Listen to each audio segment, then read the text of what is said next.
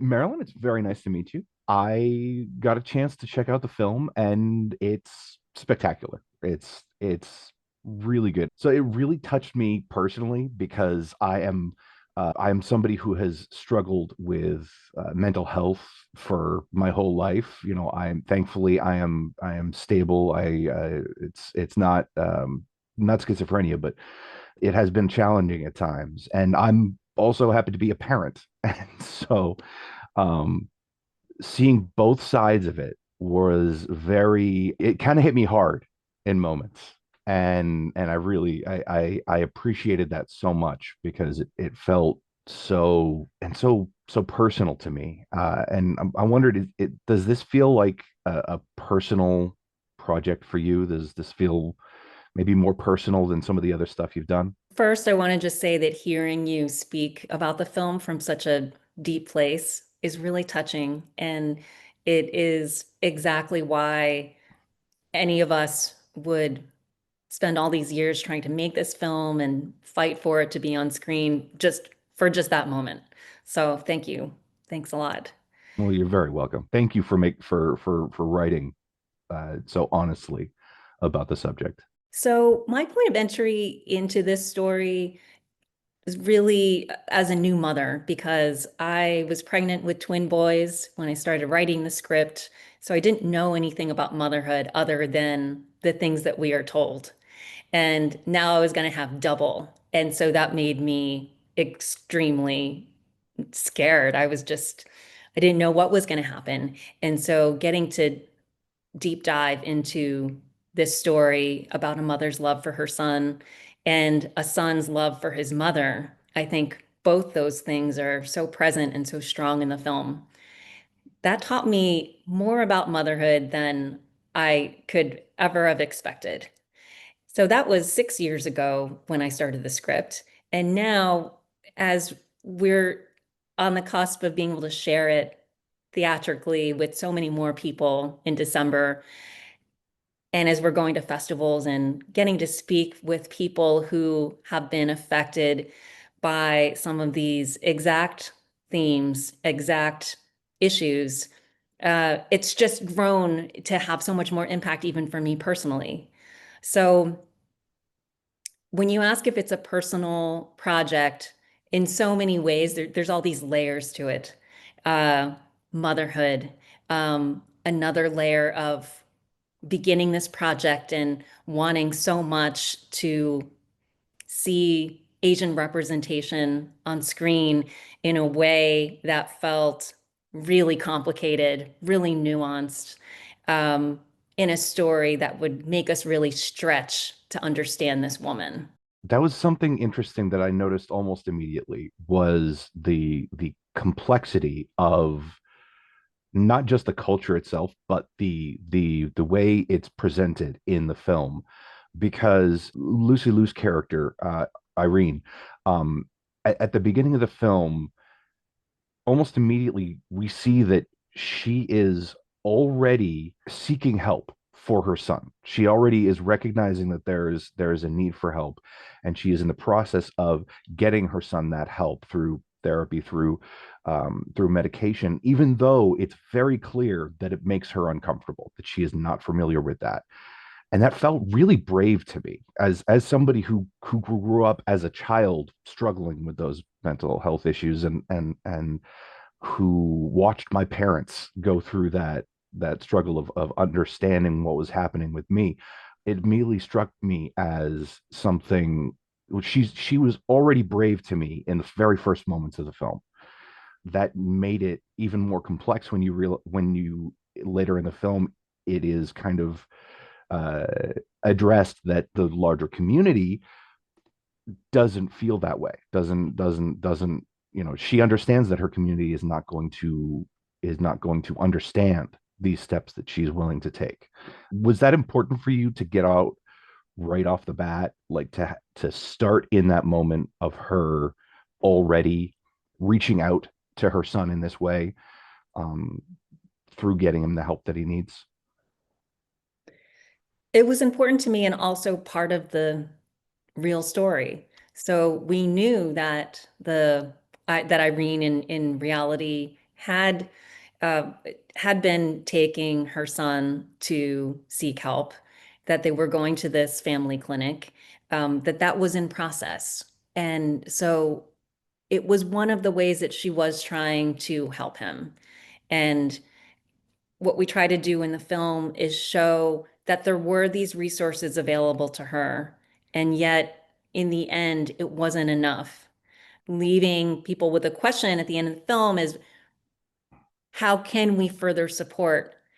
How can we be there for someone like Irene, for someone like Joe, so that this doesn't have to happen again?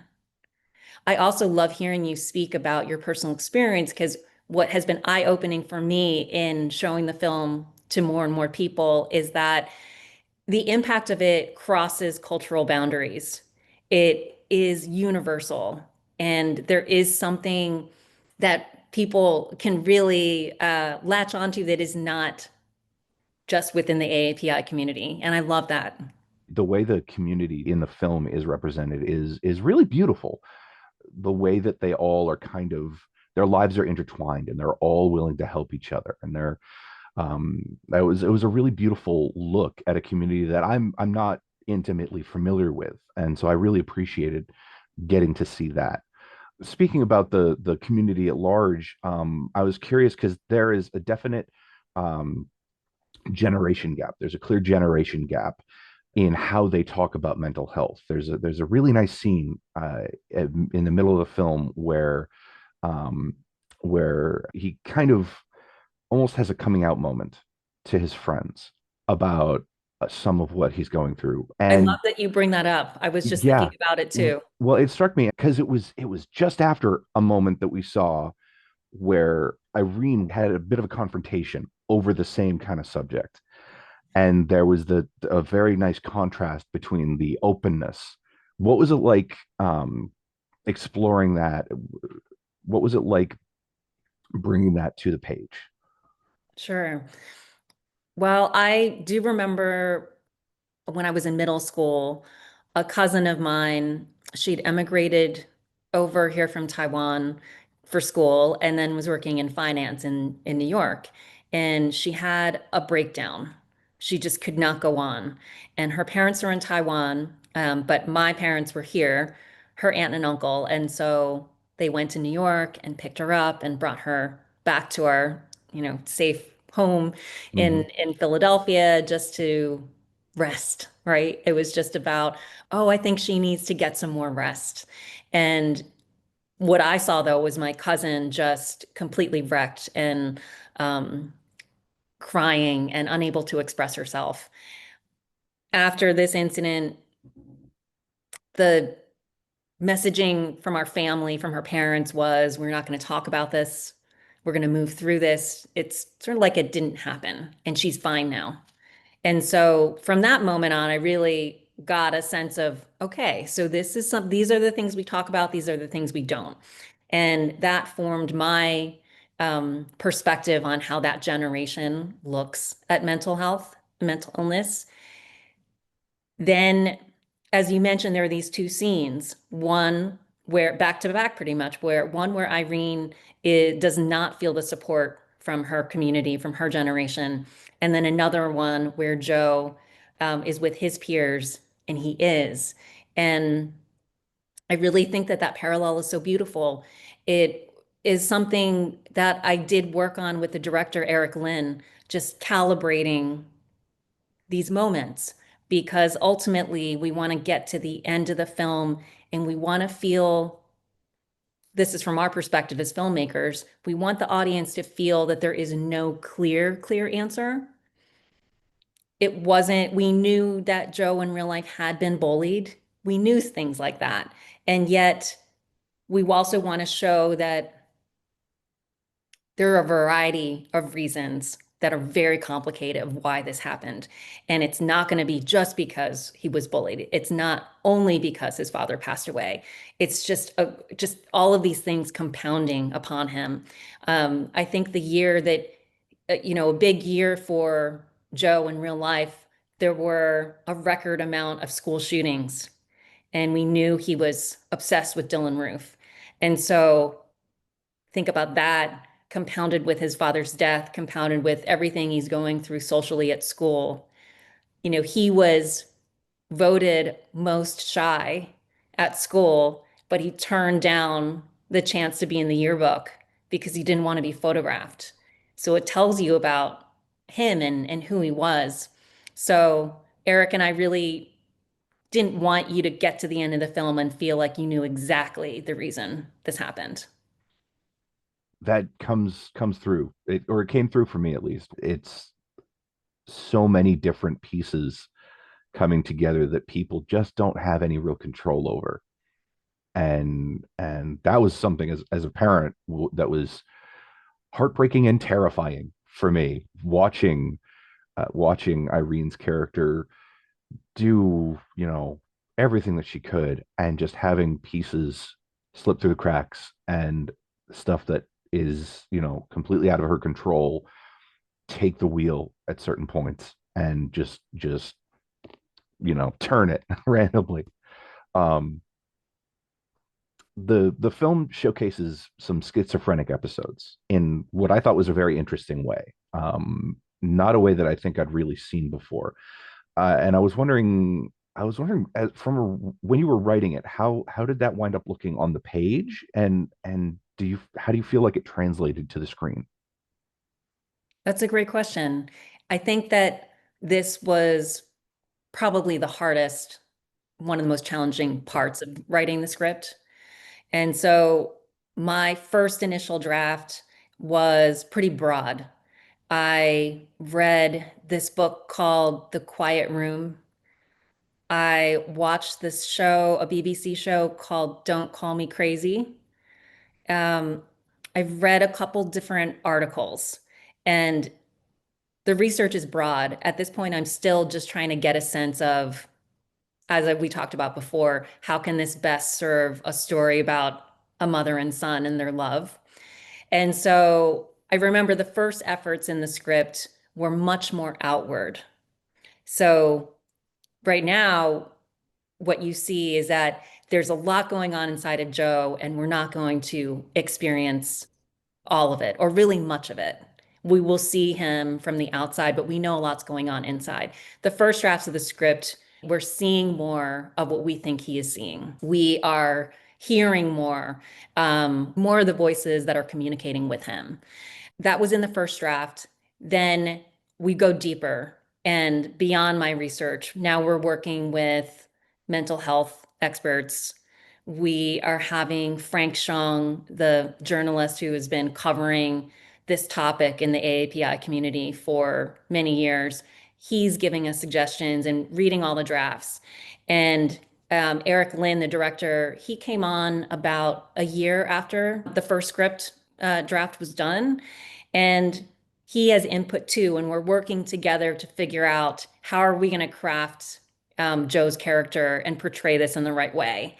And so a lot of things started getting stripped down, especially when the actor Lawrence comes on to play Joe. Now you have this incredible actor. And so what are you going to let the actor do? Let's let him embody his condition rather than having so much outward effort in the film to kind of show us his experience. Let's let him show us. So that's a little bit of the journey of that. That's beautiful. And something I noticed at the beginning, you do see a lot more of, you don't know what you're seeing. That's the one of the things I liked about it, was that you don't know what you're seeing, because from an outside perspective, from somebody who's never experienced it, I imagine you can't know what a schizophrenic episode feels like. We can't really translate what we're seeing, but it just feels like an overload, sensory overload. Uh, but as the film goes on, there's less and less visual depiction of it, and it relies more and more on the performance. And I thought that was an interesting choice, and I really appreciated that, because then the episodes are less of a distraction from the story. I just got a 5 minute warning, and I wanted to, lighten it up a little bit. I'm curious, what did it feel like when you discovered that Lucy Liu, was going to be starring in this film. Was there a moment when you found that out and you were like, "Oh wow"? How do you feel about her performance?